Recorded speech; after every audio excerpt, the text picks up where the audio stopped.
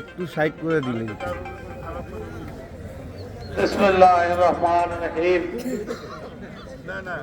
ঐতিহ্যবাহী সামগ্রাম high school মাঠে আয়োজিত আজকের এই নির্বাচনী সভার সম্মানিত সভাপতি উপস্থিত,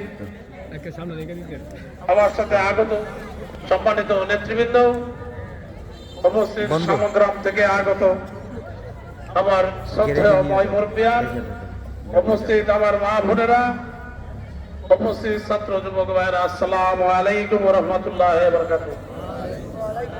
আমার তার বক্তব্য দেওয়ার কথা না, আমাকে তো আপনারা চিনেন, আপনারা জানেন, আমাদের অনেক হিন্দু মা বোনেরা আছেন, তারাও আমাকে চিনেন। আমি বক্তব্য দীর্ঘায়িত করবো না, রাত্র হয়ে গেছে। আপনারা বিকাল থেকে এই মিটিং এ এসেছিলেন, অপেক্ষা করতেছিলেন। আমি আমার বক্তব্য দীর্ঘায়িত না করে আমি শুধু একটি কথা বলে আমার বক্তব্য শেষ করব। প্রিয় ভাই ও বোনেরা, আগামী ফেব্রুয়ারি মাসে যে নির্বাচন হবে, সে নির্বাচন বাংলাদেশের জন্য অত্যন্ত গুরুত্বপূর্ণ।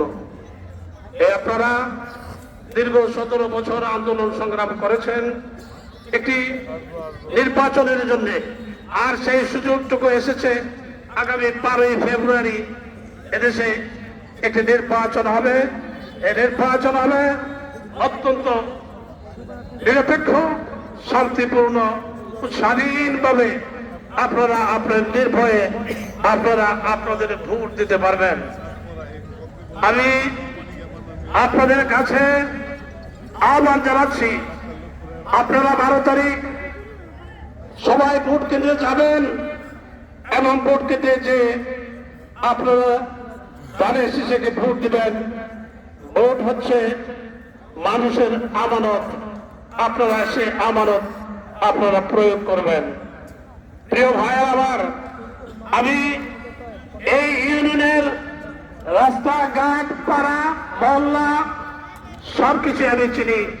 এই ইউনিয়নে কোথায় কি সমস্যা, সমস্ত সমস্যা সম্পর্কে আমি ওয়াকিবহাল। এই এলাকার আমি অনেকের সাথে আমার সুসম্পর্ক ছিল, তারা আজকে নেই।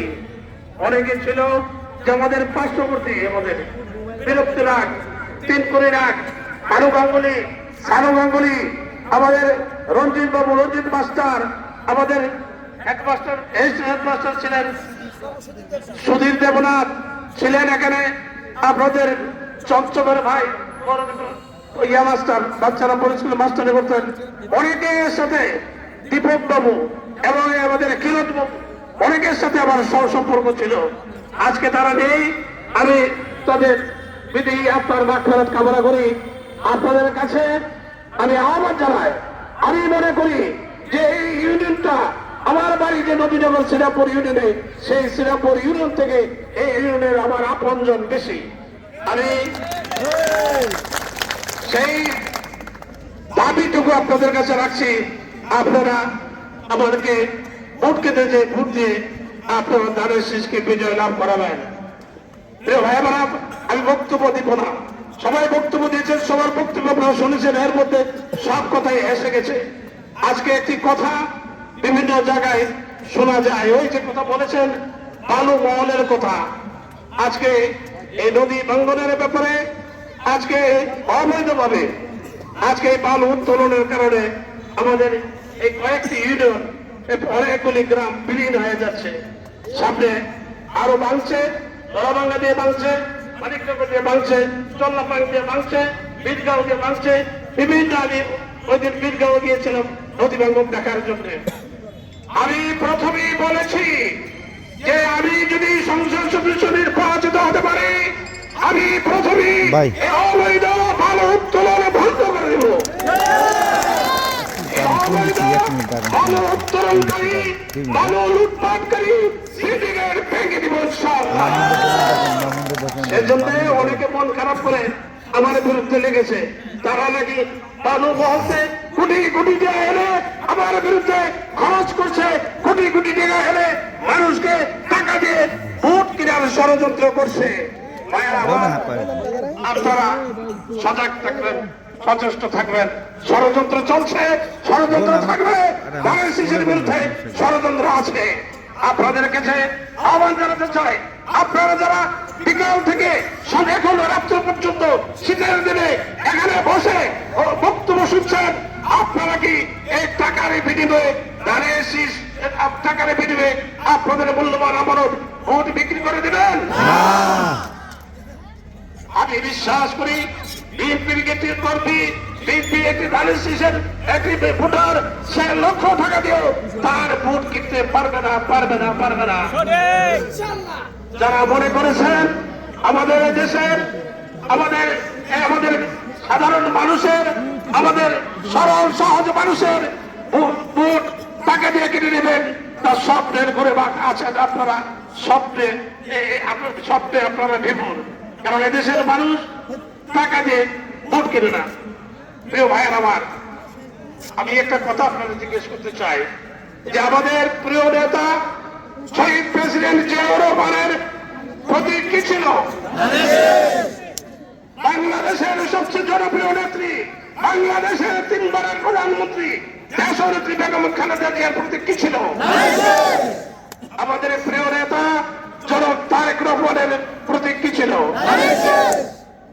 এক শ্রেণীর লোক নতুন বাইরে এটা দিলে এই হয়ে যাবে, এটা দিলে এইটা ধানের শীষ হয়ে যাবে, এটা দিলে এইটা বিক হয়ে যাবো না। আরে ভাই, প্রতিযোগিতা তো থাকবে। আপনারা আসেন, আপনারা স্বচ্ছভাবে আসেন, সচিব আসেন, আপনারা প্রতারণার শিকার আছেন। আপনারা প্রতারণা করে এদেশের মানুষের ভোট দিতে পারবেন না, এটা হচ্ছে সুস্পষ্ট প্রতারণা। এই প্রতারণার জন্য যাকে দল থেকে বহিষ্কার করেছে, আবার তারা প্রতারণা করছে, আরো বড় ধরনের কোন শাস্তি পাওয়ার জন্য আপনারা বলে দিচ্ছি। আর একটি কথা আপনাদেরকে বলতে চাই, ভাইয়ের আমার, আমি যদি আপনাদের সংসদ সদস্য নির্বাচিত হতে পারি, আপনাদের এলাকার যত সমস্যা আছে এই সমস্যাগুলি আমি সমাধান করে দেব। প্রিয় ভাইয়ের আমার, আমি একটি কথা বলতে হয় যে আপনারা আগামী ফেব্রুয়ারি মাসে যে নির্বাচন হবে, সে নির্বাচনে আপনারা যাবেন, মা বোনদেরকে যেতে দেবেন, আমাদের ভাই বোনদেরকে যেতে দেবেন, এবং যারা আমাদের এই সনাতন ধর্মের আবার যারা আছেন তাদের প্রতি আমার একটা আহ্বান, আপনারা ভোট কেন্দ্রে যাবেন নির্ভয়ে। আপনাদের কোনো ভয় নেই। এই সরকার একটা নিরপেক্ষ সরকার, নিরপেক্ষ সরকার। এই যে নির্বাচন হবে, এই নির্বাচনে আপনারা নির্ভয়ে নির্বিঘ্নে ভয় ভীতি উপেক্ষা করে আপনারা নির্বাচন কেন্দ্রে যাবেন এবং নির্বাচন কেন্দ্রে যে ধানের শীষে ভোট দেবেন, ধানের শীষে ভোট দিয়ে ধানের শীষকে বিজয় লাভ করবেন।